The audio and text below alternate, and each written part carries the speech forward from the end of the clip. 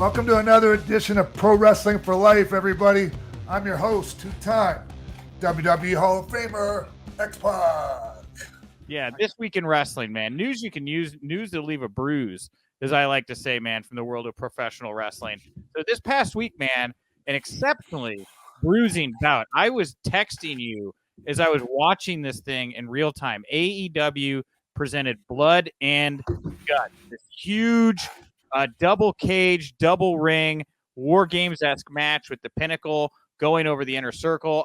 First, before I kind of get into some of the news kind of coming out of it, I know you caught this one, Sean. I mean, what did you think of this bout? What do you think when you see a Blood and Guts type match coming from AEW? I thought it was really good for that type of match. You know, I thought it lived up to what it was supposed to be, like, or to like when they're hyping the match, a lot of times, things don't turn out, anything like that, like they were, like it was hyped, but this one did. I was honestly, Nick, I was surprised, like when you texted me that you were watching it, like I was like, what are you watching it on? Because I was surprised it was on TV. I thought it should have been a pay-per-view. I agree, dude. Pay-per-view quality main event. I thought the match really delivered. There was that spot at the end where Jericho got thrown off by MJF. Yeah. It looked like he fell, into a crash pad. I mean, do you think that takes away from a match? What were your kind of thoughts there on the closing moments of that there? It doesn't help. Yeah. It doesn't help. I just think if they would have had a different camera angle, we wouldn't even be talking about this. Yeah. Okay. Well, the news kind of coming out of this is PWInsider.com reporting that apparently WWE officials hated this match. They didn't like it because it was super bloody, especially some of the kind of blatant blading that was going on in the ring there. And they thought it set the business back, right? By seeing this kind of brutality. I don't know if it's so much as for the safety of the performers as much as I'd like to believe that. My hunch says that they were probably more upset because it's harder to go to big money advertisers like Ford. And then they say, well, we watch wrestling, it's that bloody thing. And it kind of muddles the waters of what Vince and WWE have been trying to build for the past, 20 years or so, moving away from that. When you hear that kind of report, what comes to mind, Sean?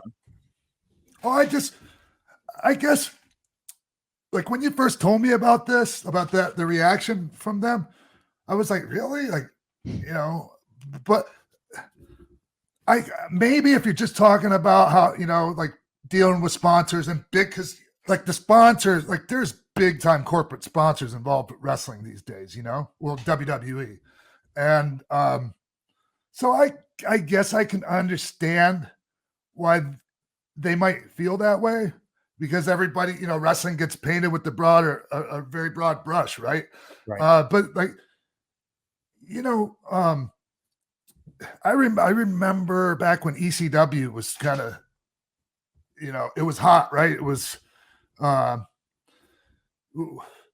we were still doing the cartoon thing, WWF. Yeah, early 90s. Yeah. And I remember Pat Patterson one time really shitting on the ECW thing, and just, I guess for that type of,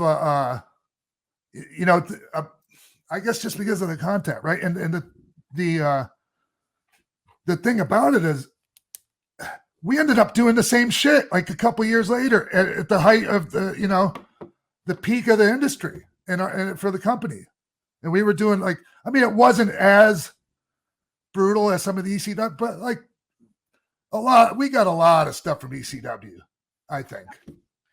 And for you, do you think this match went too far? I mean, in 2021, do you think it's too bloody or too violent, or does it rub you one way or another, or no? No. I mean, who am I to say? There's could be a market, some people like that. Maybe I don't like it anymore. Maybe I do. Well, I don't know, Nick. I just think that there's a place for a lot of things. Wrestling, there's so many different, it's just so wrestling doesn't belong to any one company. Yeah, for sure. And I guess there was just that one spot. I mean, there was a spot at the end with Jericho where he fell, but there was also this just gnarly chair shot that Wardlow took at one point. And I know Cody's talked in the past about how like AEW, they gimmick their chairs or whatever. But dude, I don't know how like you blast somebody like that and make that sound and make it look that effective. I mean, it's say what you will about blading and stuff, but the chair shots to the head stuff, I feel like in some ways maybe we are kind of a little bit past that, Yeah, we should be, especially unprotected. Like, put your hands up at least, Yeah, we just we know enough about what happens when we get hit in the head like that. I don't know. I wish it wouldn't be done today, in 2021. Come on, there's other things we can do out there.